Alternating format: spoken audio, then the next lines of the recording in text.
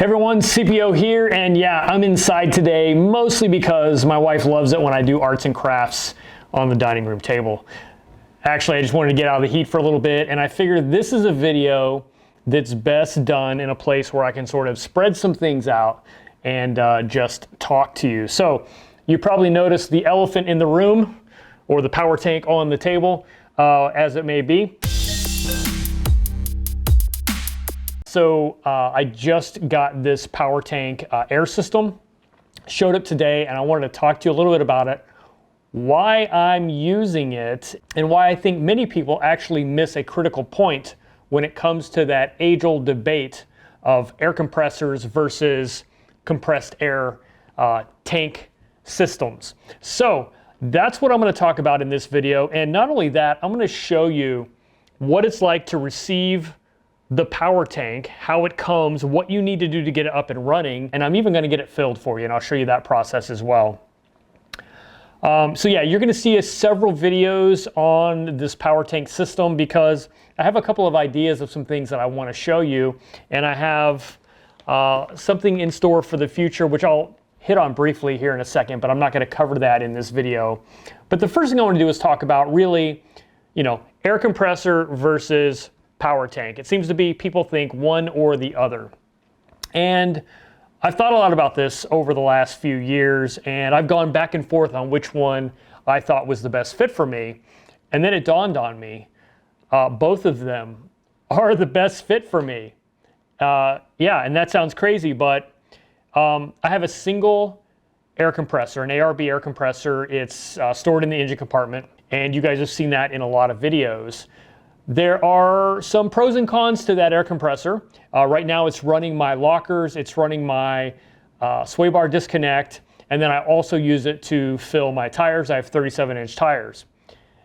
That thing has a lot of work to do between all of those jobs, and it does them all, and everything works well today, but there are a limited number of cycles that's going to have, right?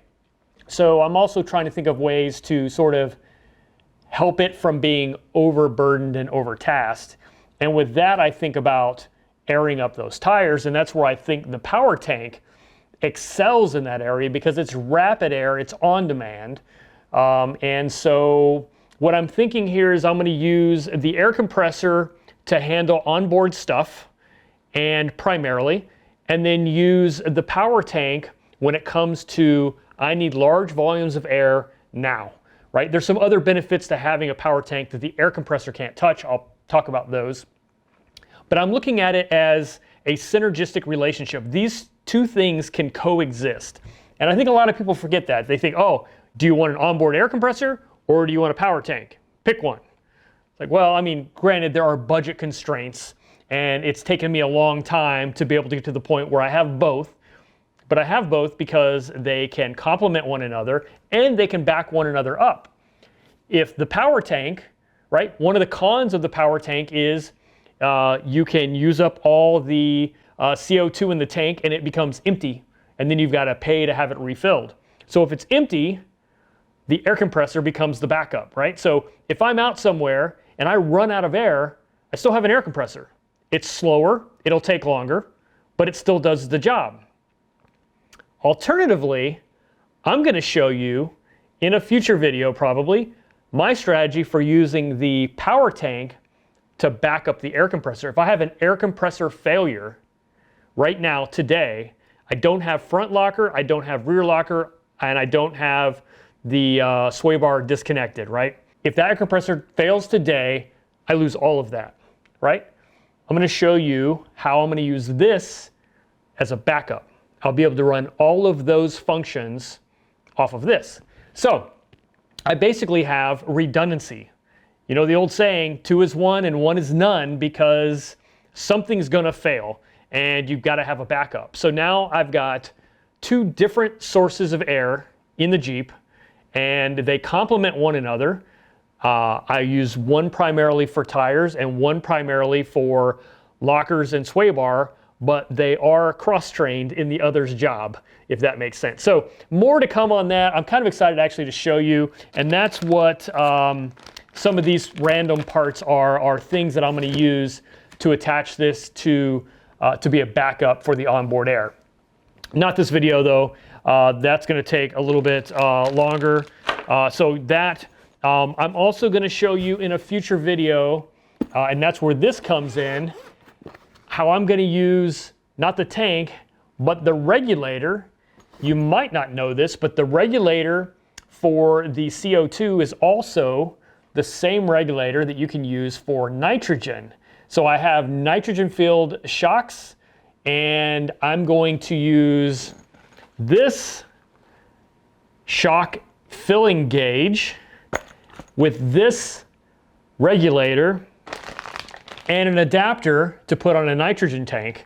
So that gives me like 3 uses, right? Primarily rapid air, on demand, airing tires, whatever. Secondary will be a backup for my ARB, air compressor, my onboard air system.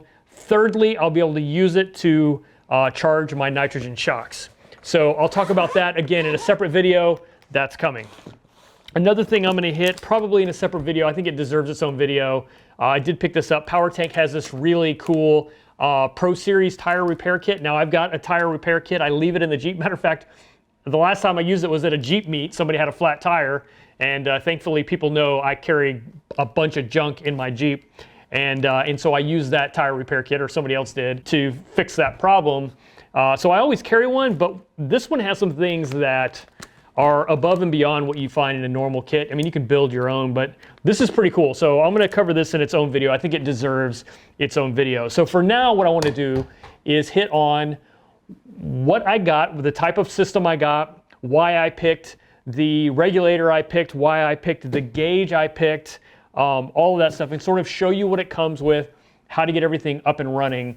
And then I don't know if I'll get to installing it in the video, this video or not, but I did get the Rollbar installation kit that goes with it. And of course it comes with this installation bracket, which I'll show you here in a second.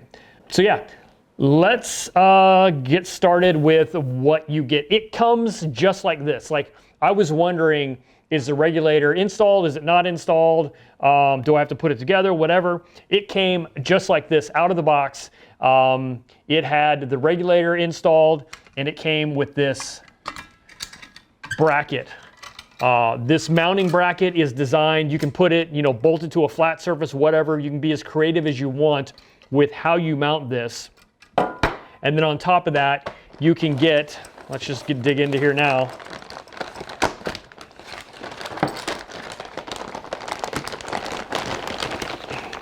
You can get these aluminum roll bar brackets. And what that's going to allow you to do is mount this guy to a roll bar. So a lot of people on the JK, particularly the JK Unlimited, will mount it to those rear roll bars. So I'm trying to figure out how exactly I want to mount it. I have been working really hard towards getting everything in the Jeep secure. So depending on the configuration, I may not want it outside of that environment. I may not want it up on the roll bar. I may want it inside my security enclosure, which leads me to getting this Powertank storage bag, which is a padded bag I can keep the entire system in. So I've got lots of options for storage, and I'll be exploring those as I begin using the product. But so it does come with a bag that is to protect the regulator, a regulator cover. And that will go over this entire thing. This is going to be super helpful. For example, if you've got it on a roll bar or someplace exposed, you can cover that up. You don't necessarily need it if you're going to use the bag. All right, so I've covered the roll bar clamps. I've covered the mount. Oh, by the way, one thing that I was curious about that I didn't fully understand until I got it was the fact you can lock this. There is a little tab here that you can stick a padlock through, and then you can lock this so people just can't come open up. So if you have this thing bolted down or attached to your roll bar, put a padlock on this, and you don't have to worry about somebody coming in and flipping it open and walking away with your tank. So that's kind of a cool feature. So as far as the hose, I got the 30-foot hose, and it comes with the ends that already have basically a Teflon sealant on them. These are 1200 PSI burst rate hose. I mean, can take some serious pressure. What else came in here was, let's see what we have here. We have the Allen wrench. That's for this regulator handle, and this is actually a protective cage for the regulator. So in case you need to take it, rotate it, anything like that, that's what this Allen key is for. By the way, this handle is pretty unique all by itself. It's designed with a couple of places that you can hang your tools or your hose from. So it's a little more than just a fancy cage handle thing. And then there's also a hole here that you can use. But I thought that was kind of neat that they give you a way to, because you know you take it out, you're in a muddy environment or whatever, you're on the trail, you wanna air up, and you've got your gauge, which I'll show you here in a second, and you don't want to lay it on the ground, so you just hang it up here on your regulator cage. So yeah, that's thoughtful. All right, so this comes with the unattached ends. I do have the super coupler. The super coupler is a really cool coupler. You know, normally you'd attach the tool and then that's it. You've got air on like full pressure. Whatever your regulator's set at, you get full pressure to the tool. What the super coupler does is it allows you to turn on and off that pressure right here at the coupler. So if I want to, you know, plug in my gauge, it doesn't instantly go and then full pressure to the gauge. It goes on with no pressure, and then I can enable the pressure and then disable it. So that's kind of cool. I'll show you this stuff once we get everything put together. And it does come with another male end that's going to go up in here into the regulator. So these are not installed, so I'm going to install those for us. Show you how that works. And then we've got our safety information packet, limited lifetime warranty, the usual. Here's the chart on, you know, how many times you can fill up what size tires and with what size tank. By the way, this is a 10-pound tank. Just for reference, you can see how big this is. CO2 is measured in weight, not so much volume. So, and you'll also use weight to determine when you need to refill it. So I'll show you that here in a second. So yeah, usual stuff, sticker. These are FAQs. A lot of this stuff I already read on the internet. So yeah, the Powertank.com website has pretty much all of this stuff. Yeah, so let's get rid of that. All right, so we've got this. The last thing I want to show you before I get into some close-up work is the gauge. Now, you have a choice of gauges, obviously, and I picked the TIG 8500. This is a 60 PSI digital gauge. Now, their liquid-filled gauges are really, really nice. And if I was going to go with a traditional analog gauge, definitely you can't go wrong with that. I believe they're silicone-filled, really nice, really high quality. But I love digital gauges for several reasons. Number one, they're just easy to read. It doesn't matter, you know, what angle you're looking at it, it reads the same. Number two, it's backlit. So when I'm working at night, I like just being able to have a light on. I mean, it sounds silly, but working with an analog gauge at night is kind of a pain in the butt. And so one of the downsides that people often cite with digital gauges is, okay, great, now you have something you have to keep batteries in, and that is true. But the thing that I thought was really interesting that I think a lot of people don't realize is Powertank was smart enough to use AAA batteries for their gauge. So you don't have to go hunt some button battery or watch battery or hearing aid battery or whatever like all the other digital gauges. It is one of the most common battery sizes you can get. So yeah, keep a pack of AAA batteries in the glove box, and you'll be able to instantly change batteries in your gauge whenever. Besides digital or analog, I had to make a choice between 60 PSI or 150 PSI. Now, at first you might think, oh, well, the bigger, the better, right? And it's digital, so it's not like you have to worry about fidelity with the gauge. And I had to make a similar decision with the regulator, but I'll talk about that here in a second. But as far as the gauge goes, the smaller the PSI range, the more accurate it is, even in digital. I didn't really think about that. But on the back of this, it actually tells you the accuracy. So they make a smaller one of 15 PSI. So if you're only dealing with those air down racing tire pressures, the accuracy is super amazing.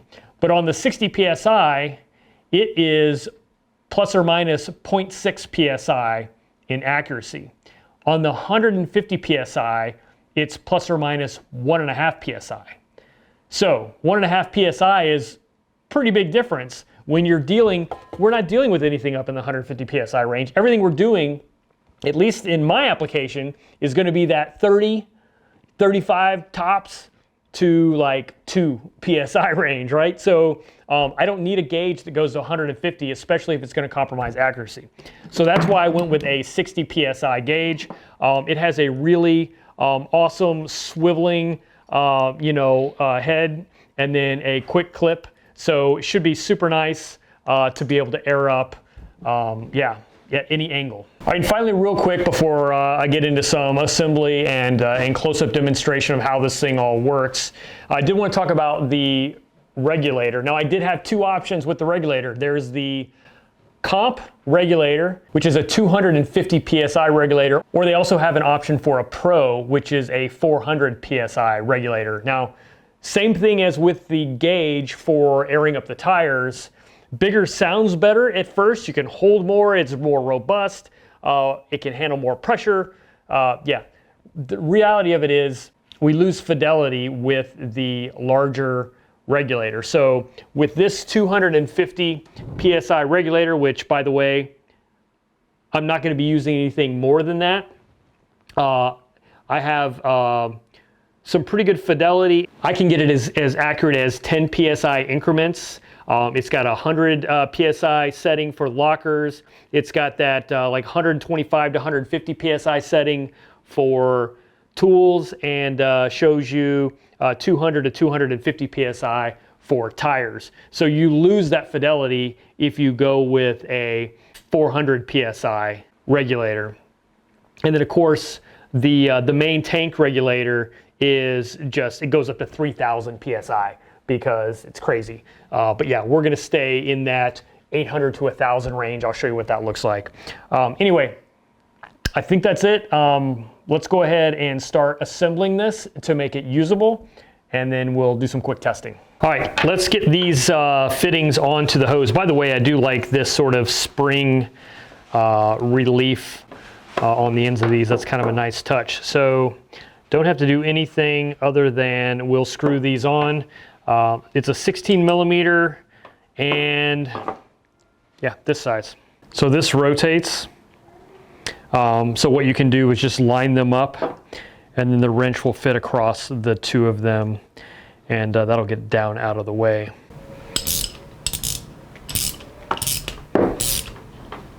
Official torque spec on these is tight but not too tight. All right, and we're just going to tighten this bad boy down. So both fittings are on and they both swivel, which is super nice. It's a pain in the butt to try and keep hoses from getting all kinked up. So having these swiveling ends should be a huge help. All right, so I have my gauge ready to go. I have my hose ready to go. But now what we need to do is go fill this guy with 10 pounds of CO2. So the first thing you want to do is weigh the tank empty. Now you can weigh it completely empty without the regulator and document that, or you can weigh it with the regulator. I recommend weighing it with the regulator because whenever you want to check the weight to see if you need more CO2, you don't want to have to take it all apart. It'll be more helpful to have it as you have it stored in the Jeep, and then that way you can just go set it on a scale and see where you're at. Now when you do weigh it, I weighed it a couple times and basically got the same 17.5 pound weight empty. There's a little area where you can record that empty weight, and then you can document whether or not it's with the regulator and the guard or without it. So like I said, I weighed it with the regulator and the guard because that's how I'm more likely to want to check it. I don't want to have to take it all apart just to check the weight. So what we'll do is, now that we know that 17.5 minimum weight, as we use up the CO2 in the tank, we'll be able to know when we're close to being empty. So if it gets into that, 18 to 19 pound range, I know it's going to be time to go get a refill. And again, there is that little card that I got with the kit, or you can find that information online, that has charts for depending on which size tank you have, how many fill-ups you can expect. So if you're like me and you're not used to dealing with CO2 and getting tanks filled, you might be confused on exactly where to start. So I'll tell you what I did. So I hit the internet, I Google searched for CO2 refill in my area, and basically found a fire extinguisher and safety company that was able to refill it for me. No problem. There are a lot of options out there, you just have to find them. So it's welding supply places, fire extinguisher supply places, and beverage supply places. So those tend to be the ones that commonly have the ability to fill CO2 tanks. And it cost me, I think $27 with tax. So most places I'd called around, I'd called a couple places, and it was in that $26 to $30 range, pretty consistently around here. I know some people have reported being able to find it for cheaper, so you may call around and see, but that's what it was for me. And yeah, just went down there and they filled it up. They're gonna take off your regulator. If you're gonna take it in, you may as well take all that off and take in the naked tank. That'll probably make things easier.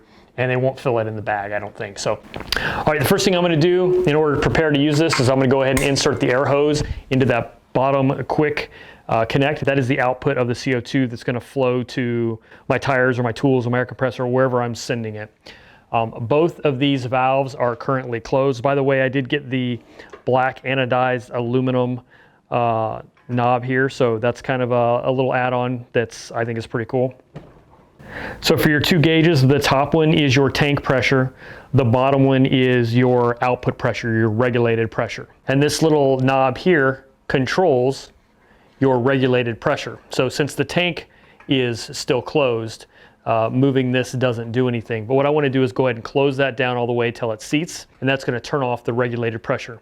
Now I'm going to open up the tank, and you can see here the tank pressure is now reflected in this gauge. So it should be about 800 PSI regardless of how much actual volume is left in this tank. So it's 10 pounds of liquid CO2. It's actually a liquid in there, and it's always going to run at 800 PSI. So once we've done that, we can then go ahead and open up this lower regulated valve, and that's going to charge the hose.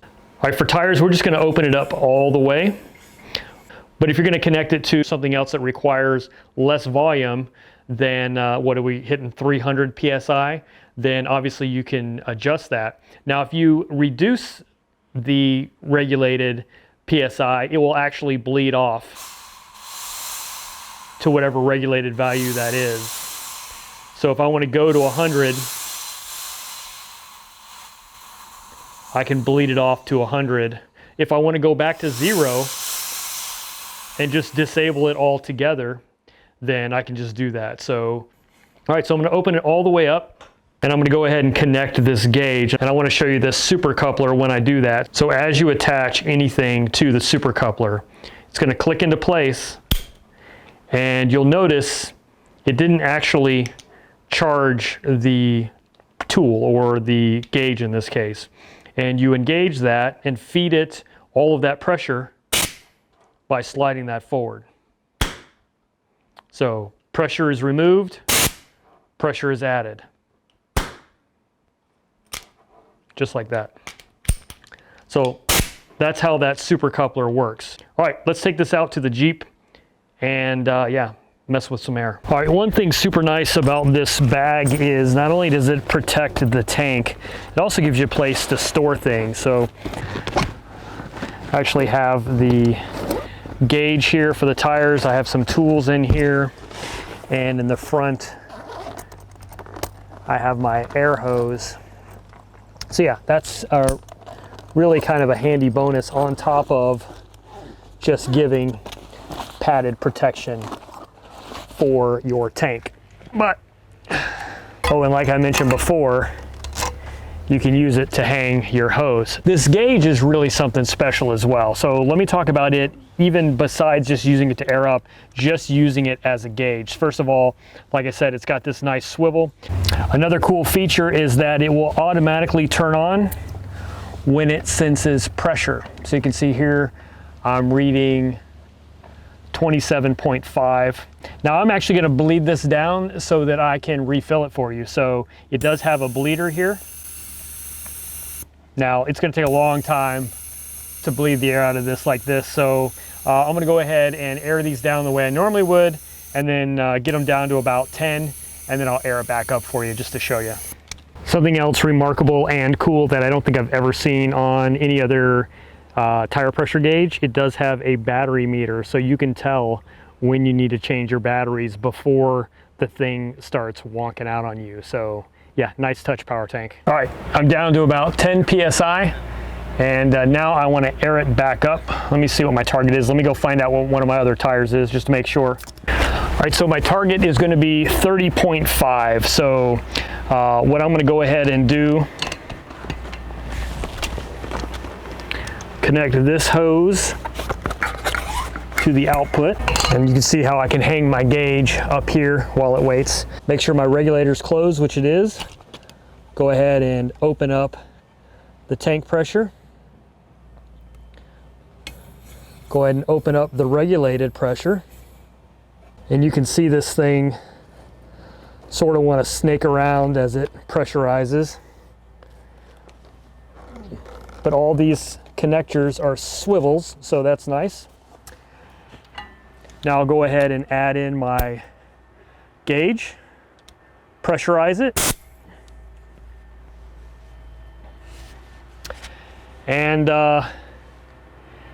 yeah, I'll put a time hack on here. What was my target? 30.5. What am I at now? 10.1. Let's do it.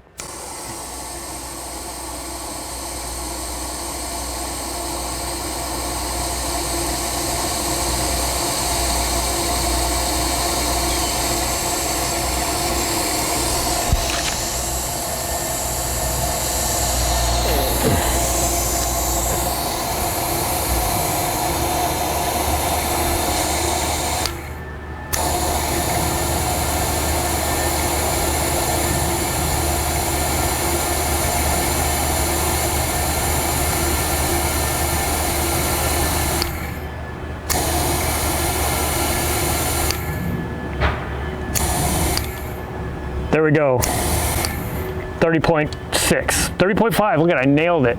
So anyway, as you can see, this thing is remarkably quick. If I overshoot, I can bleed some air out like that. But yeah, so when I'm done, I can discharge the gauge, remove it from the hose. Now I can bleed off the regulated pressure.